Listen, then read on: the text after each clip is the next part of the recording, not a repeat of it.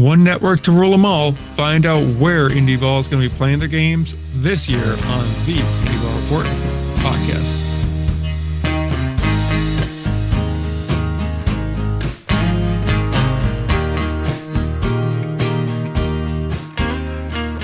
We're back. Episode number 351 of the Anonymous podcast that talks about independent league baseball, but never names the hosts.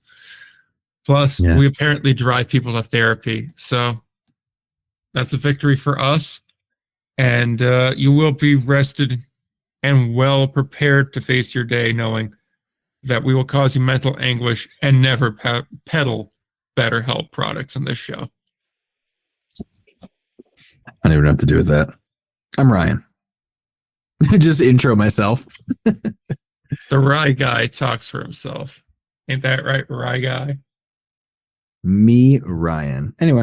We're going to talk about a bunch of things today. Mainly this first topic, which is, of course, home team. They've added some more leagues to the fold. Because on Tuesday, they formally announced the Atlantic League joining. That was leaked by Southern Maryland not that long ago, I think 2-3 weeks ago. Classic. Because we couldn't remove the one logo from the graphic before you send it out. Quality control and checks people. And then... Well, I know you don't even have interns in the office right now. You can't even blame one. There was a new regime that took over. We didn't have it set up yet. Regime Indy. Regime too often describes who's running an Indy Ball team. The Chicago regime ruled with an iron fist. And now you'll get to see that regime on home team because the American Association is now on home team as well, which looks like the death of AABaseball.tv, where you could watch every game for free, by the way. Right, Ryan? That's where you can see every game for free? Yeah, and that actually gets to my real concern here with like teams leaving Flow and teams leaving like potentially AABaseball.tv. Like, I have stuff I'm working on like where I'm kind of like I'm making notes already, like make sure you pull the video from this at bat and whatever, or like when somebody asks me about a player and I like go back and look at like game film, like can I just not do that now? I'm really upset. So I'm hoping that doesn't go away. Don't know. I know they said in the press release for both of them you can find games on demand there, but I kind of assume that's for 26 and beyond.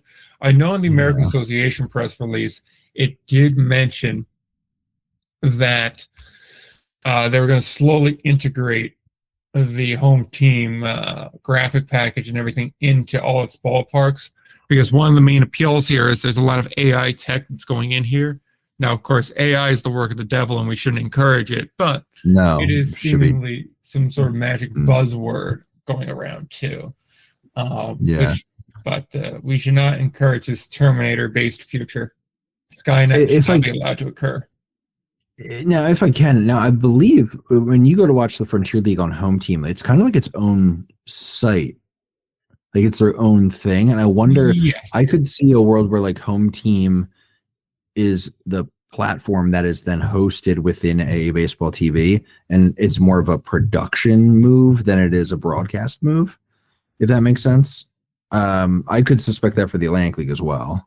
Though I do think the Atlantic League, it'll be interesting because I have been hearing for a while that this is like a stopgap and they're actually on their way to doing their own thing, more like AABaseball.tv, which is kind of like, well, maybe are we still? So that's also something to watch, but I would not be surprised if the Atlantic League is not done moving and if the American Association is trying to keep AABaseball.tv around. Because it's an interesting product, but I don't know. Maybe they see the numbers, they see how successful it is, so maybe it's not. Yeah, so like I'm logging back in the home team for the first time since the season ended, to be quite honest here. And it does look like the layout has changed quite a bit, actually. Different design. It looks way better, to be quite honest with you. And the fourth thing you see on the website is the Frontier League. So that's a positive thing, although using the Jackals as your placeholder is interesting, but it's a choice. Yeah. It essentially does work like that. You can either pick like an arena or a league or something like that, and then it brings it to their page. It's really kind of like Subsect. But yeah, that's kind of how that works there. Their featured leagues, at least for me, were Frontier League, Prospect League, USPBL, which now it's the point here. You have a lot of Indy Ball on this. You have the Frontier League, you have obviously Association Ball, you have USPBL, you have the Atlantic, you have pretty much everyone other than the PBL. And I don't know if the CBL is on here or not, but we could probably find that out. I know they said they're going to stream games on YouTube, but I wouldn't be surprised. Which, love that. Yeah, that is a good decision. We talked about last week. So. They got the Greek Basketball Association, which in the main clip for it does appear to be played in a high school gym. In fact, it says Indiana Hoosiers on the banner, so I'm not really sure if that's the Greek Basketball Association or not. Anyway, continuing right along. I think I have concerns. Generally, I think it's fine. I don't like flow, obviously. I like that flow's starting to hang on. That's good. I don't know 100% how to feel. They also have USPBL in there, I believe. Yeah, no, we mentioned that. So I just don't. I don't know. I love, obviously, like if you could just get an Indy Ball or a baseball package, that'd be sick. Yeah. That's one thing I will agree with you on. I think that having to subscribe to each individual league thing is kind of bullshit. Yep. Like, we're lucky enough where most of the leagues are willing to work with us on it because, as we've said before, if we can watch your league, it makes it a lot easier to talk about your league. So a lot of them are willing to help us out and work with us a bit. And, it's about fans. Yeah. And frankly, like, I don't know. I feel like I wouldn't want to pay for that, even with how obsessed I am. Yeah. I mean, like, when you go for the USPBL, for example, here, you could buy a $5 day pass, a $25 monthly pass, or a $75 yearly pass. Which all feels a little bit much for what it is. Yeah. 100%. And, like, I think of it like this. Like, for us, we could probably justify it a little bit more because, like, hey, we're going to watch a lot of it and whatnot. Actually, hold on. Atlantic League Network is up. They only have one option for them. It's $75 for the year. And, like, again, we could kind of find a way to justify it a little bit. But, like, for the average run-of-the-mill person, are they about to pay $75 to watch the Atlantic League? I don't know. No. I don't think so. No. Yeah. I want to be enthusiastic about it. A lot of that will depend on how it plays out, like an actual practice. But, yeah, I'm a little... I'll say at least I have some concerns about how they're going to do this. Yeah, and hopefully it raises like the production level on broadcast and standardizes it. But yeah, again, I just don't think I'm concerned about the price for sure. I'm concerned about the number of people who are actually going to watch. I mean, I know Flow had a little bit of a bounce back, I think, in the last season, but like the numbers that I was hearing was like when a team went from a YouTube broadcast to Flow, they lost about 80% of their viewership, which is, I mean, crazy how much and how few people. I mean, we're putting on broadcast for dozens at that point of people. So that's where I just hope we don't then reset that and go right back. I'm not really sure how much improved. So that's it. I wish I'd have more to say. It's just that, I mean, when it came to home team, I thought they were fine this year for the Frontier League. They need to figure out streaming for sure. Dumb that I can't watch it on my TV. Like, what are we doing? Yeah, so that's a couple of things, and I will try to get some more thoughts on it. Here is the lack of an actual TV app is a problem. I've been told there's like a Roku way of doing it. Like if you have a Roku stick or an Amazon Fire Stick, it's easier to stream. I don't really know that for certain. And either way, it should just have a smart TV app. Even AA Baseball TV has had that for a few years now. So it's nice and easy to do that. I have to imagine if one league with limited resources. Flow has it. Yeah. Like, come on. Like if one league with limited resources has it, I can imagine home team could be able to cobble something together too. Furthermore, I do like the fact that they're going to be running the broadcast. It takes a lot of the expense away from the league to do that. I don't know what the contract looks like, expense and whatnot, and how much of a say they have over the pricing. It's interesting that both the USPBL's yearly price is the same as the ALPB's yearly pricing. That's an interesting decision there. So I almost feel like home team sets that kind of pricing and just allows the leagues to pick, like, do you want monthly, yearly, or day passes? What combination, if any? Yeah. I almost feel like it's that. And if that's the case, I guess that is the price for handing over all your broadcast costs. It's like, hey, we'll provide the on-air talent. You do the rest of the work. I will say, I think home team's broadcasts got better as the year went on. There's definitely some hiccups early on, especially on opening day. There were some problems with that, but after that, it constantly got better. And I do think as the teams get more familiar with the tech, as the home team gets more familiar with the ballparks and the limitations in them and what they need to focus on for each broadcast, it's going to get better. I'm curious to see what they mean by AI technology. I know they mentioned in one of the press releases, it was like score bugs and things like that. I don't really know. Oh, cool. The stuff that you could just actually pay a graphics person to do. Good.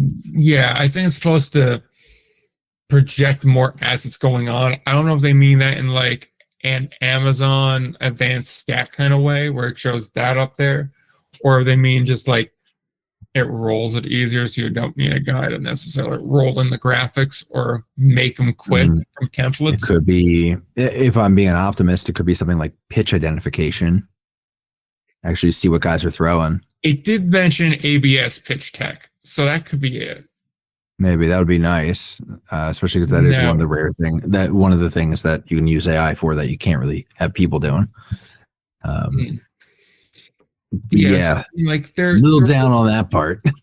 Yeah, it's just I don't love the AI integration part. I don't necessarily think we need it, but I do think overall home team is probably a better deal and a better product than Flow is. If for no other reason than, as much as we just bellyached about the price of it, it's still better than Flow. I mean, Flow, you're still paying like 120 for the year versus 75. You're saving money on this. Well, it's the 0 sense of decorum. Exactly. It's like, all right, I'm still getting stabbed here, but at least now it's not cutting an artery. You know, like that's an upgrade. It just got the fleshy part. That's all. Sorry, it got my fat. Exactly there. And for what it is worth, American Association does not appear on home team yet. And AA Baseball TV seems to be up and running still. So I'm hoping. I do wonder, because it never explicitly says that they're going to be home team only. It says home team's going to be handling camera ops, graphics, advertising, and sponsorship asset inserts and real-time content capture, giving them more options to pick from and streamlining things. That's how it says it, but what does that mean, really? So, yeah. And it says more of a collaboration. Well, to read explicitly from the press release, I guess. We'll do it that way, so that way we are. Sure. I'll just do the first two paragraphs, linked in the show notes if you want to read the whole thing. The American Association of Professional Baseball, AAPB, today announced a new partnership with Home Team Network that will introduce a blend of advanced artificial intelligence tools and traditional broadcast production practices in select league ballparks beginning in 2025. Okay, that's probably should say 2026, but whatever. That's a typo. The collaboration is built around Home Team's network. Home Team Network's underlying AI technology platform, which is designed to complement, not replace, the human elements that shape the league's broadcasts. By pairing automated systems with local knowledge and on-air storytelling that defined American Association coverage, the league aims to create a production model that is both efficient and more consistent while enhancing the final product for fans and national media partners. What it sounds like to me here is teams kind of bitched about the cost of doing things, so they found someone to essentially subcontract that work out to, while being able to keep their own on-air people and make it easier to distribute the actual product to things like Sports Center for any sort of a top 10 play, to local affiliates for like a Fox affiliate or something like that that wants to run a game, things like that, to just make it easier for them to run it and frankly make it look better to a wider audience. That's all I kind of read. Yeah. The way in my experience this tends to go is that the league pushes for some sort of like, level or standardized level, or like they'll push certain organizations to like improve their broadcast, and the organizations is basically like you pay for it. Like, you want me to do this, you pay for it. Which I would argue, like, you're a professional baseball team, you should be able to handle a quality broadcast. Like, but okay, I can also get on board with the league subsidizing it because I do think it's important. And so this seems like a way to sort of get around that, or get past that. I know the Frontier League sort of seemed like a lot of what they were doing was to sort of clean up some of those teams with like a messier broadcast and production situation, kind of get that squared away to get a little more of a standardization between teams there. So yeah, I mean, I think that's probably how we came about this arrangement, I guess. Yeah, kind of what you're thinking. Yeah, I think it's a large chunk of that, and I think it also makes it a little bit easier to sell the advertising space and whatnot if everybody's kind of uniform there. And frankly, it makes it a little easier to focus on more of the in-stadium, in-person operations if you know you don't have to worry about selling the on-air ads and the on-air sponsorships and things like that. I will say I am curious to know what that revenue share is like then, because I imagine there's a mix of local partners and then league-wide partners on it.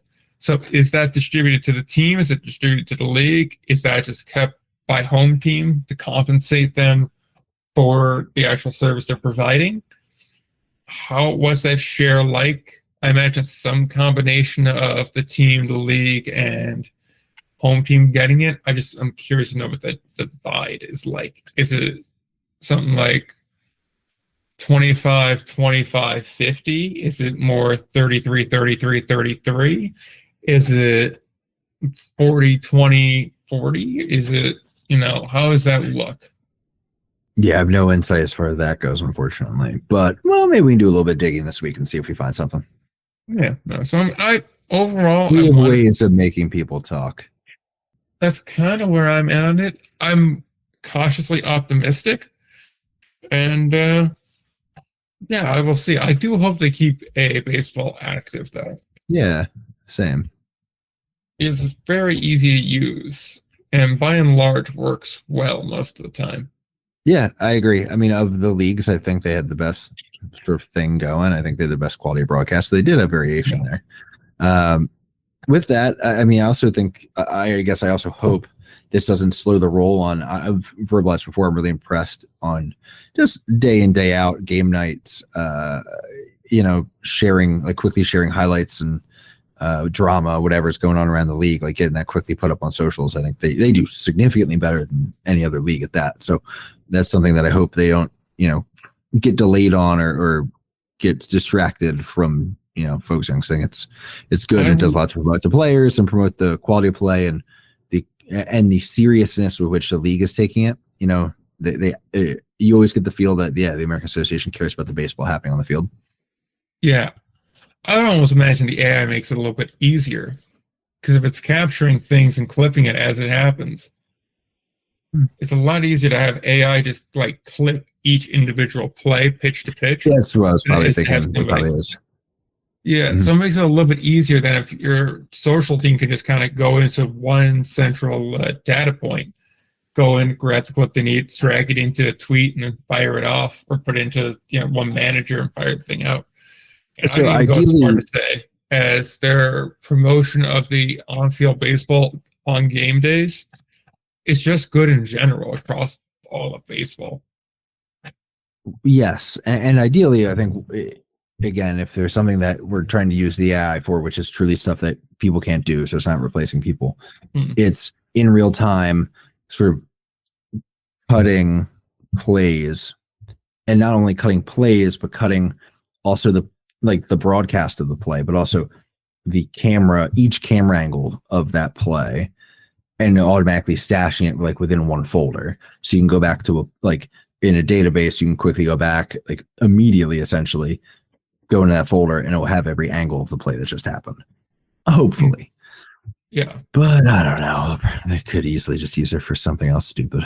Yeah. I mean, like, in an ideal world, what would be is it collects each different angle of each play and then gives you all those options, and one where it's almost like the pixels function for creating the best picture from a series of pictures. So I'll take the best elements of each one to create essentially a collage that is the perfect combination of it. Something like that, where you get one collage point where it takes them all and says, yeah, if we cut it at this point, then you get a better look on this, where you're able to do more effects with it. I hope it's something like that, where it just gives the actual creative involved more tools to work with. And while I'm generally against AI across the board, especially on larger organizations that could afford to use manpower instead of computer power, on a small scale like this, I'm fine using the computer power if it's the kind of thing where it's either we use that or we don't do it at all. Yeah, I guess that's a good summary of how I feel probably too. If the other option's just not doing it, unless it's something where the other option's not doing it because we're not going to pay people to do it. But yeah, that like doesn't seem to be in this very specific example, probably not what's happening, but still. Exactly. Like the one time I would say, deal with it. I agree with that. But the one time I would say it's okay, it's like in this group where it's like realistically you can't afford to put like 5 people on this one task on a game day. Yeah. Like that's just not a thing you can afford to do. So both from an operational standpoint and a financial standpoint. So it's like we can make it go from like 5 people to do this one thing down to like 1 or 2. Like then that's fine. As long as we're not getting rid of those 3 other people that would have otherwise been doing it. Just have them do something else. Yeah, I mean, speaking as somebody who's already been replaced by AI at one job and had a part of my job taken from me for AI to do this week and then had to give it right back because they're like, oops. Turns out actual human work is valuable. I'm a little bit like, we'll see. We're going to monitor any Pennsylvania data centers that happen to go up in flames. Mm-hmm.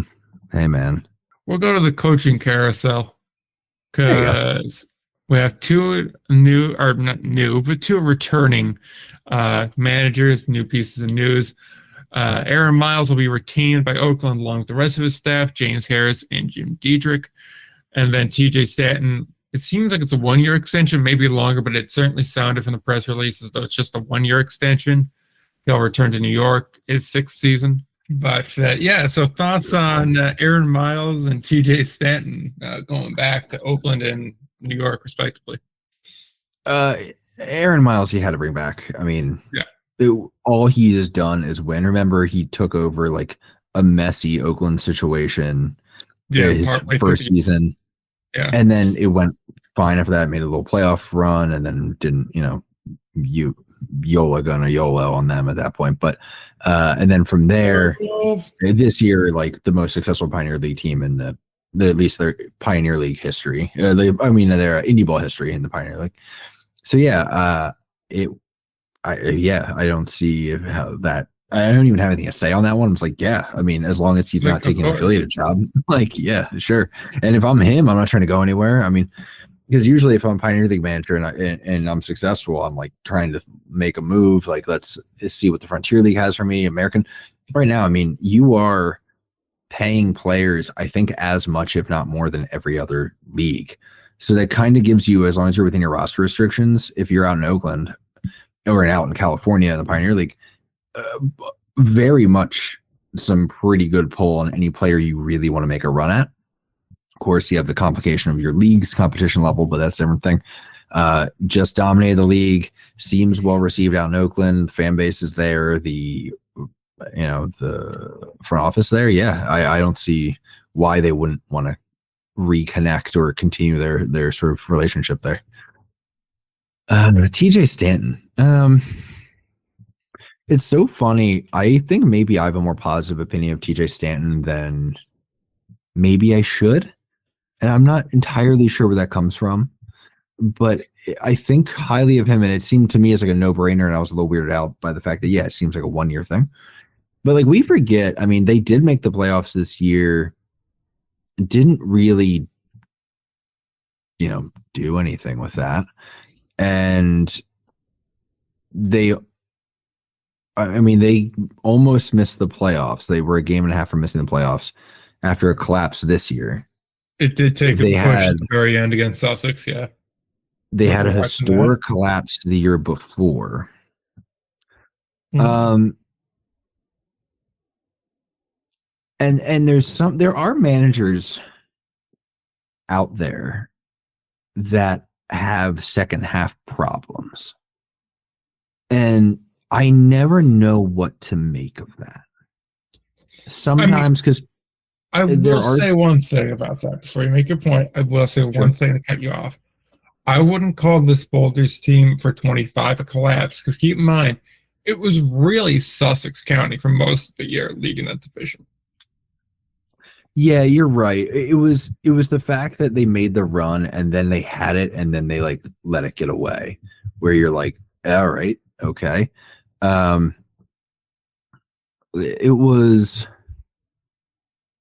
Yeah, I mean, realistically, it was the fact that they lost 3, 6, 9, 12 out of 16, like from the time that they got first place.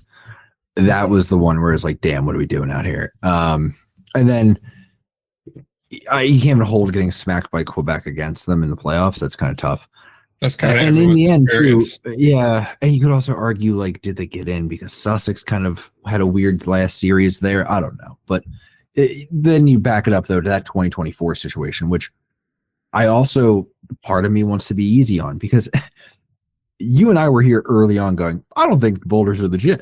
Like, we really were like, they're beating up bad teams, and this is going to become a race at the end of, will they collapse faster than the rest of the league catches back up to them? And they did. So I don't know how to feel about either of these past 2 seasons, realistically, like versus the most recent work. What's your vibe on this? And you're closer to the situation up in Pomona usually anyway, so I'm kind of curious. Yeah. See, I like TJ. I think he is a good manager. I think he can put together a good team. I'm still, like, when I think of him, I may have a higher opinion of him than I possibly should be based off of results, because I immediately think of, oh yeah, the year he got Three Rivers to look like a real ball club. Right, yeah. Which I think was the last Can-Am year, or second to last, because it would have been 6. This is his 6th season upcoming. So 19 would have been his first year in New York. So it would have been 18. Yes, it was 18 the year, because Sussex had to knock off Three Rivers, and then they had to knock off Quebec, if I recall correctly, to get there. Right. And I was in a situation where I was like, I want to see Sussex win because I'm close to that. I can enjoy it more. But I was also like, because this was the year before the pod, really. And I was like, but Three Rivers, man, like, that's a team that's a good ball club. And then watching them lose to Sussex just didn't feel right. But that was still a really good team that he put together there. And so when he went to New York, I was really high on it. And the thing about TJ is he's never going to put together a bad ball club. Yeah, that's true. Like, go back to 19 and on, I'm doing the baseball reference back right now, but there's like 1, maybe 2 years where you're like, not great. Everything else, man, it's a good ball club. Maybe not great, but good. And so even since getting to the Frontier League, like, he had the one bad year in 21, which I'm not judging anyone off of 21. That was a weird setup coming out of COVID. Then they won 57 games in 22, the first real full Frontier League season, second only to Quebec, mind you. They lose the wild card game that year to Ottawa, which was a team that came on really hot at the end and would put a lot of fear into Quebec. That was a very tight series, and Quebec came very close to getting knocked off, and obviously they didn't, but even still, then 23, you look at that year, they weren't a playoff team, but they still won 53 games. Like, the East was really good that year because Empire State was there and was handing out wins like candy. And you had Three Rivers where they finished 18 games under 500. So again, your third from the bottom team was Ottawa. That was a 500 club, which I will also say there because I remember this being discourse at the time. Empire State didn't contribute that many more wins than like the bottom teams on the flip side did. It helped, but it wasn't crazy. I remember doing a deep dive on it, but that's not really the point. The point is still a good team. And then obviously we talked about 24, we talked about 25. So I don't doubt his ability to put together a team. I will say at a certain point, when you keep winning 53 games and going out in the first round, it does feel like we're a little bit in a rut. And I can't tell if that's the organization's fault, if that's his fault, or if that's just bad luck. But when you kind of keep getting Jeff Fishered, where it's like, you're above 500, but you're not doing anything, just you're starting to question here, is this a situation where it's almost like Andy Reid in Philly, where it's like, I know you're a good coach, but I think for both of us, a change in scenery would help. I don't know if we're there, but I know TJ's a good coach. I know he's a good manager. I know he can do well in Indy Ball. It's just, I really would like to see them take that next step and get out of round one. Yeah. And like, admittedly, this is a playoff structure where it could have been the case. And he just had a really bad draw on getting Quebec, because anybody that would have gotten Quebec was going to lose in round one. Maybe not the same way, but they were going to lose to Quebec. Yeah, I go back to a couple things, which is, you're right about all of that. And it is interesting to think about how long you can continue to like, I wonder how many bad seasons you could have. Not that TJ's had bad seasons, but I wonder how many bad ones you could have after like one season making like Three Rivers good. Like, how often can you continue to drink for free on that? But not that he has done, actually has, as you said, put together good teams. I think it is interesting that, it does have the energy of like, have we sort of maxed out what the potential is here? If we just keep doing something similar over and over again, it seems to be our top end. Is that all we can do? Not that it's bad, but it's interesting because, New York is right next to, I guess we'll say, Tri-City, who Tri-City has made no secrets about wanting to win ball games and make championship runs. And, it is a very competitive division. And I do wonder how competitive it is within the baseball side of the Boulders organization. And with that, with the increased competitiveness, anytime there is that, you do see a shorter leash where, just going back and making a playoff run every time and, it didn't work out this time, whatever, doesn't fly as much. So, that is an interesting angle. And I think when it comes to TJ also, it is a matter of, it does. I mean, we said it last year. We kind of were like, when the new divisions were announced, we said, congratulations to the New York Boulders for winning the division. They did not. And partially that is Sussex was much better than we expected. But also, like, New York did not show up in the way we thought. And they punted a lot of games early in that year, and then they fell off again toward the end. And that's, you can't have it. Like, in the Frontier League, if we're just saying, performance-wise, there is, you really got to be on. It's hard to make the playoffs. We've talked about this before.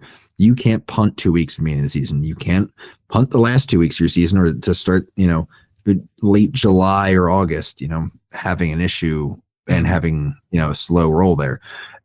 With that, I'll circle back on one thing, which is, I mentioned that they fell off in the second half of the one. They seem to have trouble putting together a full season. There are a lot of managers that have that issue. It's always for a different reason. Sometimes it is a personal thing for that manager. There's a little bit of a lack of locking in. Some of them seem to fade with their energy when it comes to the transactions as the year goes on. Some of them just aren't good at bringing guys in as the year goes. None of that seems to ring true with TJ. And I do think, there's other guys, by the way, who aren't as good in the second half because they get a lot of guys signed in the first half. So there's a lot of things. None of that seems to be true with TJ. And it makes it even more sort of fascinating in the fact that always it sort of feels like an uneasy situation with them. And then they make the playoffs and then they come and they go. So I think this is a season to watch for sure. If I'm him, also it crossed my mind, maybe he doesn't want to lock in for too long. It seems like he's fine up there, but there is talk. There could be potential expansion to the Atlantic League. I think if he could find, and maybe it's not expansion, but at least new organizations.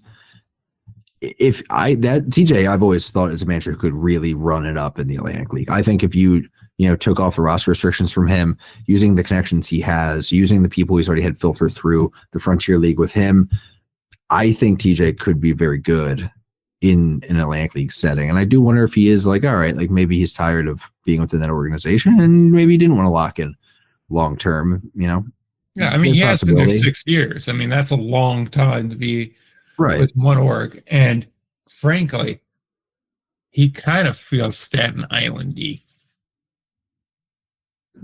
Interesting. I would have thought if they were going to do it, this would have been the time to do it, seeing as they still don't have a manager and it's December. And gentlemen, it's getting late early. Like, we're not even in early anymore. It's getting late. I mean, my conspiracy theory here would be it is interesting that this was announced a little bit later than a lot of manager re-signings. And I do wonder maybe TJ knew interviews in places. Frankly, because I know people in organizations, I knew the Hagerstown news was coming pretty early. I knew there was a good chance. I knew Hagerstown was interested in Mark. We'll say that. Yeah. So that means there was a good chance other people knew Hagerstown was interested in Mark, which means Staten Island could have an opening, whether they know it or not. And if you're a guy who might be interested in that kind of thing, I would resist signing a contract too. Say, oh, I'm just exploring my options. Maybe every organization seems very understanding of saying, well, I'm just seeing if an affiliated thing comes up. I might have something because they all get that. Maybe. I don't know. I'm not putting anything on TJ. I don't know that, but I always wonder, why it takes two to tango. Who here was playing the waiting game on signing a contract? Exactly here. And just to go back to your point on dropping the games early, like you look at it, and there are stretches there where New York will go out and they'll win games, but then they'll go and they'll drop games to teams they really couldn't afford to drop them to. Consistency is they drop exactly like they'll drop 2 games to Sussex, and that's a big thing. You can't drop games in your own division there.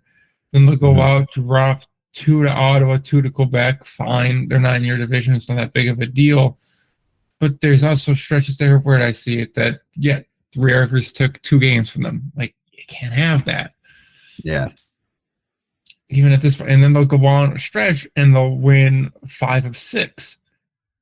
Even more than that. They had that one stretch where they won 3-7 in a row, lost one to Tri-City, then came back with 2 wins, and then dropped 2 to Evansville. And then started a skid.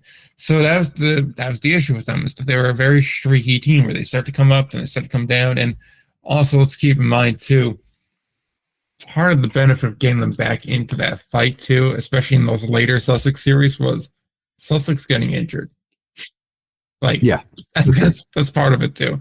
But no, I agree with a lot of what you're saying there. And I think generally the 1 year bit is curious. He's a good manager. I am just kind of wondering if we're starting to get into like a Mike Tomlin rut where it's like, all right, the standard is the standard. 1 to 2 games over 500 in a first round exit. I mean, it could be. I'm still not 100% sold. I guess I wanted to circle back to because we spent a lot of time being like, well, there are some shortcomings for TJ Stanton. I just want to make it known of like, I also think TJ Stanton could potentially be one of the best Atlantic League manager candidates if he chose to go that direction.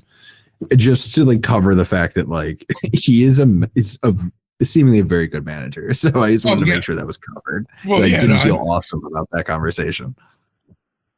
Oh yeah. Well, I mean, I think that's kind of the reason why I'm using them like Andy Reid and Mike Tomlin comparisons. They're both two of the better coaches in the National Football League, in the same way TJ's one of the top coaches in the Frontier League, and I go Indy Ball as a whole. It's just every once in a while, no matter how good you are, a change of scenery helps everybody. All right, let's get to the last thing for this week, and it's a fun segment. It's a fun little thing. We're going to do some bowl games here, which... Yeah, let's go bowling. Going bowling, because the day after this comes out is Selection Sunday for bowl games, where we see who gets invited where, what teams are going to be playing, and what random bowl games sponsored by some company that probably makes weapons for the government. And again, I don't think we ever agreed on how we want to do this. If we're like looking at these bowl games and who is the Indy Ball matchup for that, or just coming up with Indy Ball bowl games, because I don't know what low level combination of American and Conference USA teams would create a like good like New Jersey versus Down East bowl game that airs at noon on a Friday after Christmas. It's right there, baby. You can't do that when it's the same conference. Come on. Is that we're regulating this as if it matters? Look, man, there's official tie-ins. Somebody else got picked up because some other team made the playoff. I don't know what to tell you. I mean, I'd say I feel like the Potato Bowl rarely has Boise in it because Boise always has a better bowl to play in. So congratulations, Idaho Falls. And here's feeling like Florence. Congratulations for your Potato Bowl. So first off, I think what we have to do here, as we work out this idea on air, phenomenal radio, get them great podcast. Content. Yeah. What are we defining as the need for bowl eligible? Are we going to keep the same standard of you got to be 500, or no? Just has to be mildly entertaining to me and me only. Okay, so then that opens the table to a lot more. I feel like hell yeah. I feel like we have to go ahead and have some kind of. We come up with a different name for it, though. Let's not use the existing balls. Let's list one. No. Absolutely not. I agree completely. I think the Tim Hortons Bowl, which is just going to be Ottawa and Trois-Rivières. See, I had a different idea for that. I want Trois-Rivières and Winnipeg in the Great White North Bowl. It can be presented by Tim Hortons. Or the Tim Hortons Great White Bowl, which sounds very bad. But so I know, that we're going to rephrase that, but I also know Tim Hortons has fallen off a bit, so the Canadians also might not be as excited about it. But still, who are we to really have our finger on the pulse of the markets? Well, see, that's exactly why we're not playing this bowl game in Canada, despite it being a Canadian bowl game. Instead, we're going to play in Burlington, Vermont. The key is to get two teams very close to each other, then have them play nowhere near where they're based out of. That's really it. But seemingly always in San Antonio for some reason. I agree. But we'll have Cleburne going north and every other team playing in Texas is kind of the vibe. What about but what is like a good team marquee? What I really like is bowl games are great for the matchup of like the third best team in each league, or a matchup that would have been good a year ago. Like that's one where I feel like they always get to is like Missoula taking on Long Island. Okay. I want them playing somewhere in the East, naturally, in what I will describe as the Rose Bowl of the East. This is essentially our Pinstripe Bowl. I'm open to ideas on this. But instead they play at like the Brooklyn Cyclones Stadium or something. Nowadays. That might be it, honestly. You can put them there. No. They play at a football stadium. Oh, they're playing in Hinchcliffe? It's beautiful, yes. That's amazing. Yeah, no, it's well done by you. Way to land that plane. Yeah. A Gateway versus Lake Country matchup that just lacks any sort of enthusiasm.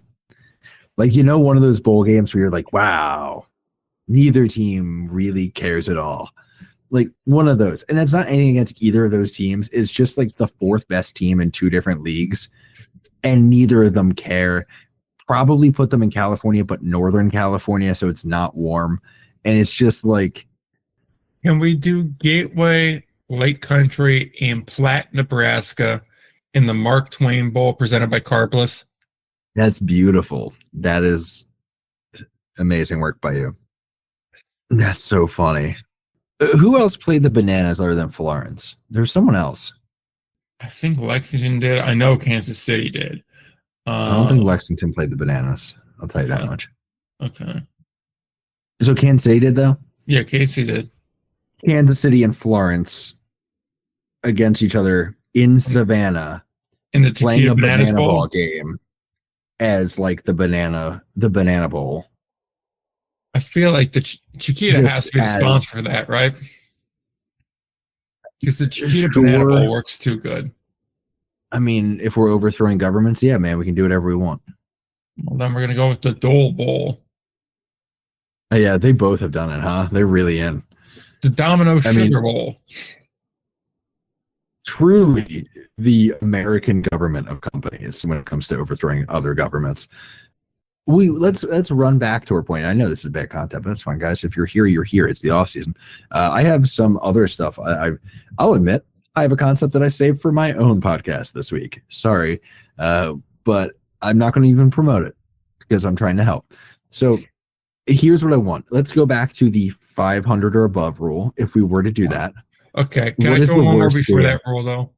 we don't have to keep it. We don't have to make it stick. I just want for one game, but continue. Yes. Okay. I'm fine making a stick, but I just want to throw out the possibility of a Gary versus Windy City Bowl.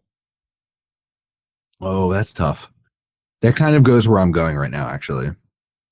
I was going to say, what is the worst game you could make out of, quote, bowl eligible 500 teams? And why is it Lexington versus Boise? I feel like I could do And that. we're putting them somewhere rough. And I think it's going to be Murfreesboro, Tennessee. And they are going to be mad about it in Murfreesboro, apparently. People don't forget. Oh, wait. I've solved it. Wait, Rocky Mountain's eligible, dude. Rocky Mountain's a good option, but someone has to play in Windsor as an apology. Like, we need a long time bowl sponsorship to make it up to Windsor. I hope Windsor ends up back, by the way. There is a non-zero chance, I'd say. All right. Because they still have a damn stadium to build. Like, they still have it. They've done all this work. Oh my God. You have Mississippi taking on Rocky Mountain and Windsor. It's beautiful. What are we calling the bowl out there? I almost want to call it the Sky High Bowl presented by some pot sponsor. Yeah, that's not bad. Gotta be honest. I just don't know if there's any national pot brand. The Washington Wild Things against the Chicago Dogs in Philly. No, we'll go to an Indy Ball market in Lancaster. And something about maybe the Boeing Bowl. It just feels like those two teams will end up in a dumpster fire with Boeing. It's definitely going to be the Milwaukee Milkmen against the York Revolution in Evansville, playing like the something bowl presented by John Deere, like the Agriculture Bowl presented by John Deere and America's Farmers. Like, Good. that's really... Yeah. If we're talking about the Farmers and John Deere, which they don't really go together anymore, but fine. No, they don't. But John Deere's trying to repair that relationship because they're like, no, we weren't forcing them to pay us to fix basic things. Look it up. Everybody Google that. It is a thing. They basically pulled a Tesla on them, but that's a different situation. If we're doing the whole wheat bowl presented by John Deere, then we have the perfect option there. It's J.D. Scholten and the Sioux City Explorers playing in that bowl game. Oh, yeah. Yes, it's going to have to be the Barnstormers and the Explorers playing in the Field of Dreams Stadium in Iowa, which is kind of a home game for Sioux City, but we're going to ignore that for the sake of the plot. Yeah, High Point against Down East playing the Cookout Bowl. See, I was thinking the old North State Bowl presented by Cookout. That's not bad. I was also feeling like it's something along the lines of like probably York against Washington playing the Pennzoil Bowl, or like the Pennsylvania Bowl presented by Pennzoil.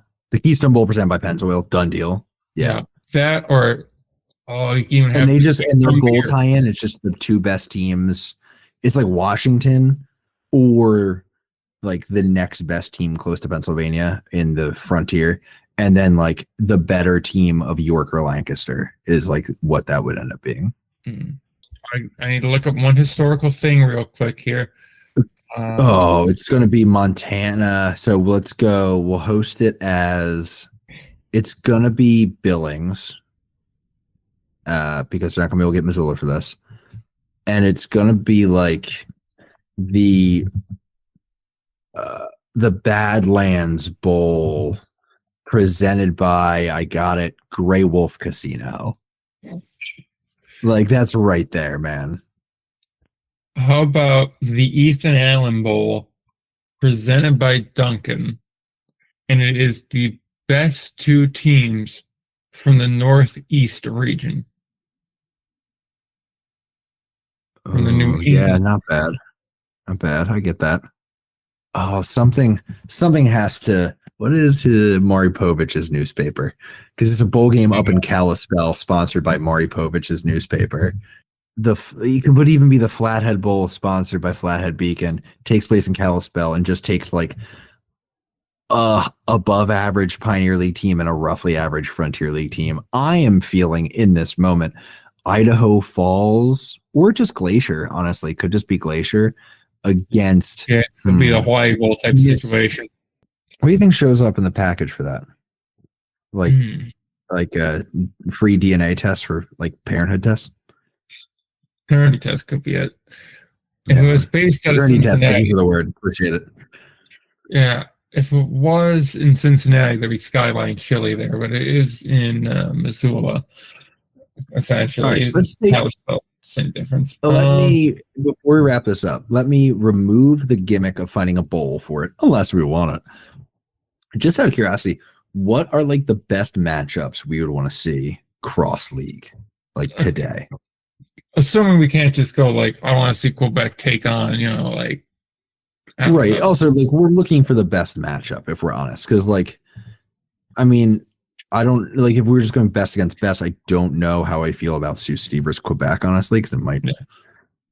I just think there's that gap there. I wouldn't mind seeing. Frankly, I would love to see Kansas City versus Long Island. Two like powerhouses in each league with a bit of attitude, a bit of stank on each front office. You know what I mean? Honestly, that's your Rose Bowl type matchup, though. Yeah, for sure.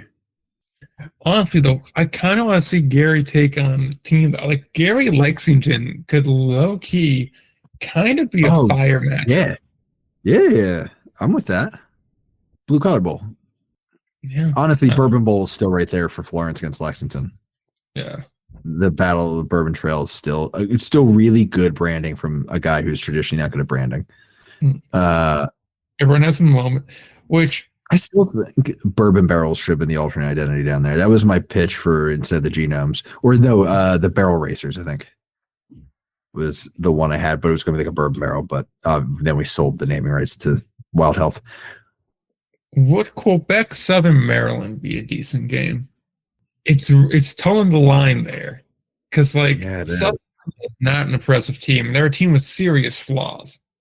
But is the gap just too big to cross here? Is this Conference USA playing Big Ten and it just doesn't matter what happens?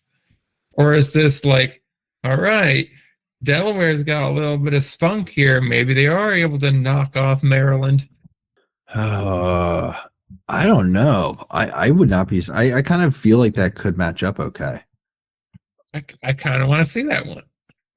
Because my thing is, I feel like Quebec could even have the advantage there because I do feel like Southern Maryland's weakness is the fact that their depth is non-existent.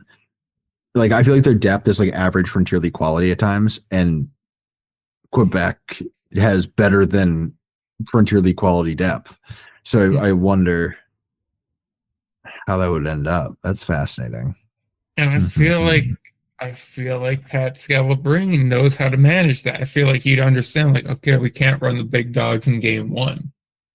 We're gonna hold them back a little bit. Like, assuming that for bowl game, we mean like kind of bowl series here, so it'd be best of 3. Sure. I feel like you hold back on game one, let them use some pieces, and then you go all in game 2, game 3.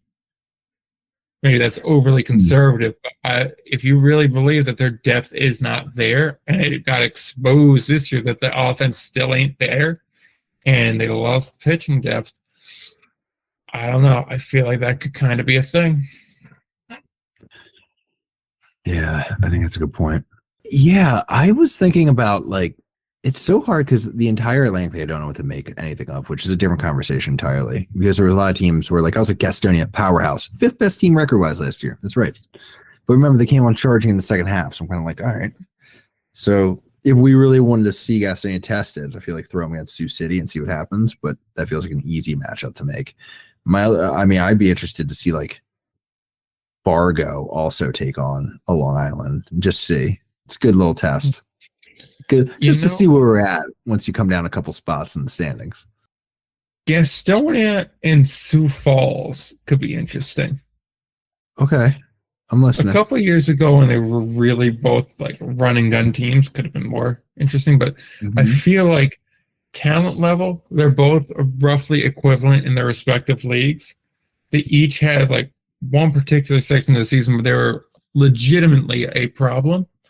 And in the case of the Canaries, they really do have this like fight in them to keep going and stay alive. I think it'd be a very interesting matchup, and I also think it'd be a very offensively charged matchup too. Right. I think, yeah, it could be interesting when it comes to, Sioux Falls is kind of built to operate in a smaller ballpark, and putting them in Gastonia would be a friendly situation. You know what I mean?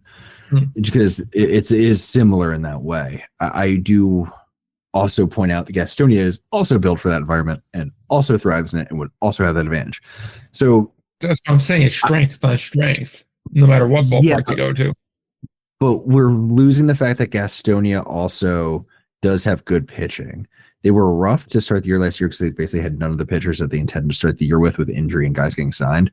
But like, they're nasty when they're rolling. And I think let's not underestimate what Gastonia's pitching staff could do to Sioux Falls. Like, you do got to get the ball in the air and solid contact to take advantage of that. I mean, Gastonia basically, I would say, has the second or third best pitching in the Atlantic League. And that's where I'm like, Sioux Falls might, because we've seen Sioux Falls kind of just disappear sometimes when we would expect them to hit, and they just get shut down.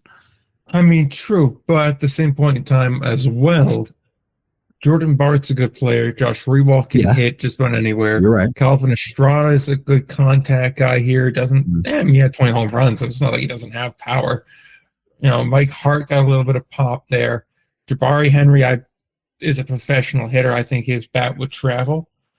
The other guys, I'm willing to listen to, like, okay, maybe it doesn't go as well for like a Pete Zimmerman, but even still, Matt Ruiz also only 23.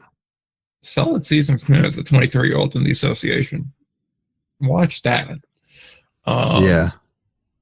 Pitching-wise, too, they can go. Like, Dormany had a great year. Tanner Brown had a really good year. Admittedly, the rest of the starting pitching falls off. But Ryan Richardson's a solid reliever. Will Levine's a solid reliever. Cole Lalonde's a solid reliever. Charlie Hasty's a good reliever. Cosby wasn't there for terribly long, but he got 25 games in, and he was very good then. There are bullpen pieces there. So I'm just saying, let's not write off Sioux Falls either. I think they are pretty evenly matched, at least to their respective leagues, and they're built in similar fashion. So I'm curious to see there if fighting in the mirror works out for one side better than the other. Yeah, maybe. I don't know if I'm on board with all that, but I will. Yeah, the thing that they have going for them, Sioux Falls does have a good bit of like Atlantic League level talent. I still just think Castaigne will kind of overpower them. I mean, I'm not saying they're winning. Like I'm saying I'm trying to think. Win 70% of those games? I don't know. I'd have to actually run the numbers on that maybe, but I feel like I'm pretty confident in Castaigne handling business, but I do think it'll be an entertaining series, not to take away from that. Anyone else that you're really looking at here for a matchup? Lincoln Hagerstown kind of vibes. Oh, God, that's mean. I mean, if I wanted to be mean, I'd say, yeah, Lincoln versus, say, I don't know, Ogden could also kind of vibe in the Cash Beauchamp Bowl. Nice. I don't really know. I was thinking there was definitely something along the lines of like, I could really get behind just a really, here's what I'm thinking. They take the kids to a nice location to play their bowl game or whatever. You just take like Great Falls and Gary and you put them in like Albany, New York for a treat of a bowl game. No town involved there deserves that. You put them in Norwalk, Connecticut. Let's go out of Indy Ball. Put them in Norfolk. Enjoy it. Newport News could use one. We almost had a team in Virginia Beach, which I still defend. If that stadium got built, that would have been a fire location for the Atlantic League. I'm still a believer. Yeah. Yeah, I agree. Anyway. But yeah, that's about what I've got. That was a dumb topic, but I enjoyed it. That was a fun little back and forth. I thought that was good. I guess that's where we wrap up the show for the week. So, that works for me.